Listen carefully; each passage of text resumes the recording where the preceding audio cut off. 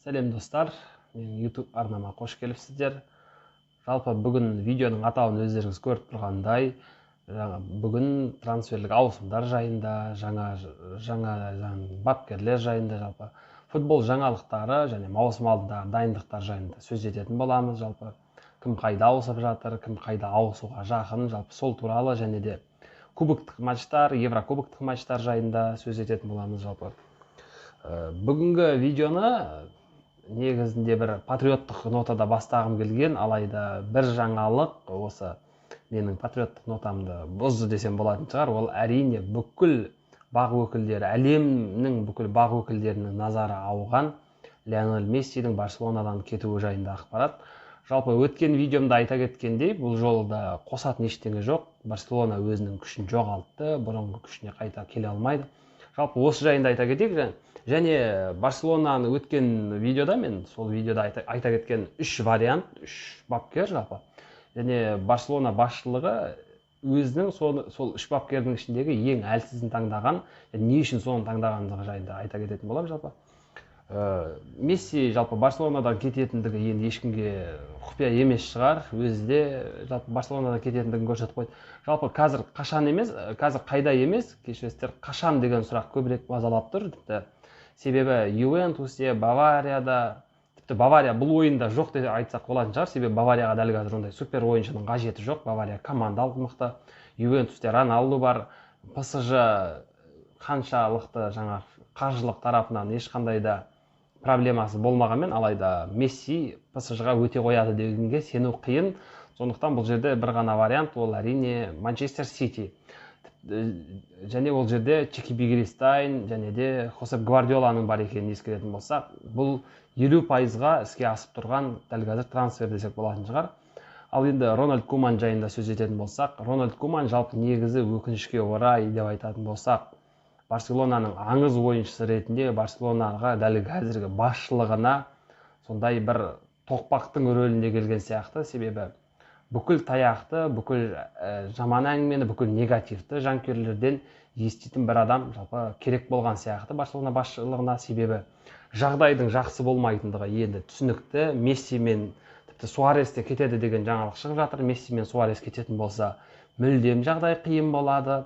Усман Дембелеге, немесе Ансу Фати, Гризман сияқты ойыншыларға, Каутиньо сияқты ойыншыларға сенудің қажеті жоқ. Видаль да жалпы өзінің Ювентуске ауысатын туралы кеше өте керемет сондай бір ымдап кетті.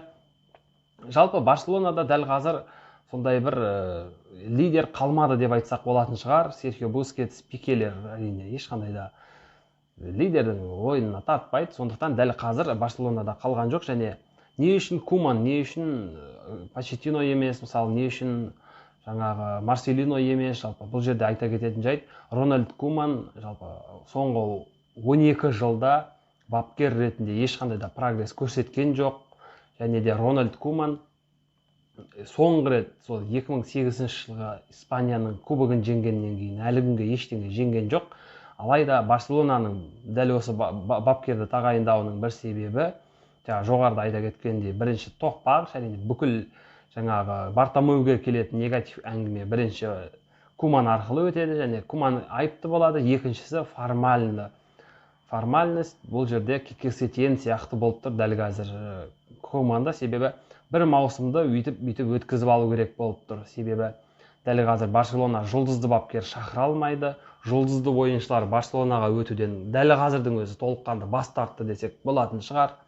Және Гвардиоланың да келмейтіні белгілі болды. Себебі дәл қазір қаржылық дағдарыс кезінде Барселона ең көп жапа шеккен команда, және де Гвардиоланың да команда құру үшін 300 миллион евро да тауып бере алмайды. Тіпті оның жалақысын да дәл қазір Барселона төлеуге күші жетпейді деп айтсақ болатын шығар. Сондықтан дәл қазір жұлдызды ойыншы мен жұлдызды бапкерді жалпы Барселонадан күтуге ешқандай да үміт жоқ деп айтсақ болады. Және бұл тұста Рональд Куман жай ғана бір маусымды әптеп, бүйтеп бірдеңе қылып өткізіп берсе, жалпы кем дегенде жалпы сол еврокубоктарға жеткізіп берсе, кешіресіздер, көп дегенде сол бар тапсырмасы сол болып отырған сияқты дәл қазір Рональд Куманның. Ал кейін сайлаудан кейін қаржылық жағдайына қарай жалпы Барселона өзінің қалаған бапкерін шақыра алатындығын мүмкін шақыра қояр.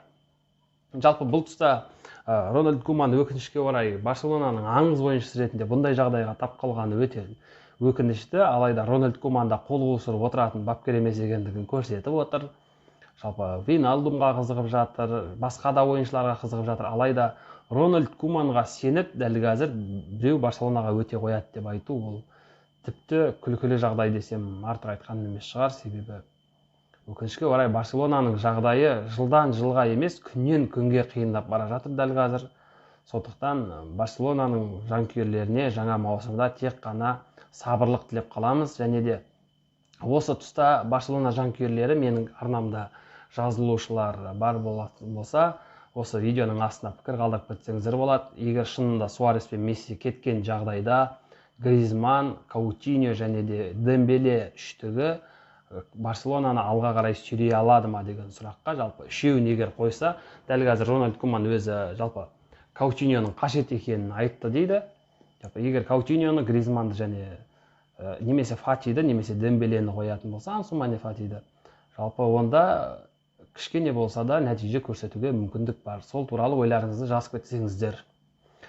Жалпы келесі жаңалық, міне енді нағыз патриоттық жаңалық десем артық айтқаным емес шығар, ол әрине қазақ футболындағы өте сондай бір бетке тұтар азаматтарының бірі Бахтияр Зайнутдиновтың ЦСКА құрамына ауысқаны. Жалпы ЦСКА өздеріңіз білетіндей мәскеулік команда, жалпы Чемпиондар лигасының әр жылдар сайынғы қатысушысы десек болатын шығар. Жалпы Бахтияр Зайнутдиновтың жалпы прогрессі, Бахтияр Зайнутдиновтың ойыншы ретінде өсуіне өте қолайлы команда.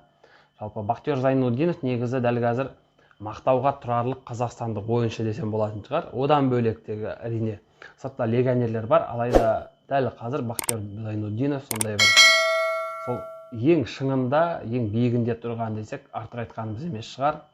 Жалпы Тараз мектебі жайында ерекше айтып өтетін әңгіме өте көп. Тараз мектебінің түлектері өте көп.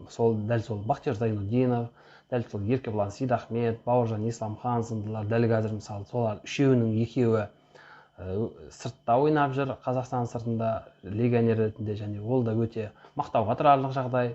Жалпы Бахтиярға аттасыма жаңа мәскеулік клубта тек қана сәттілік тілеп қаламын, және де әрине ойынын бақылап отыратын боламын. Ал келесі жаңалық, жалпы Манчестер Юнайтед жанкүйерлеріне өте жағымды, өте сондай жақсы жаңалық десем болатын шығар. Голландия футболының белді түлектерінің бірі соңғы жылдағы Аякстың ойыншысы Дони Ван де Бек Манчестер Юнайтедке ауысуға жақын. Жалпы бұл туралы Голландияның бірнеше үздік басылымдары жазып жатыр. Аякстың бас бапкері Дони Ван де Бектің командадан кететіндігін дәлелдеп қойды, ашық айтты. Жалпы қайда кететіндігін айтпаса да, ал Фабрицио Романо, итальяндық журналист, жалпы бұл жерде Дони Ван де Бек ешқайда кетпейді, жалпы ешқандай басқа командаға кетпейді, дәл Манчестер Юнайтедті таңдады деп ашығын айтып отыр.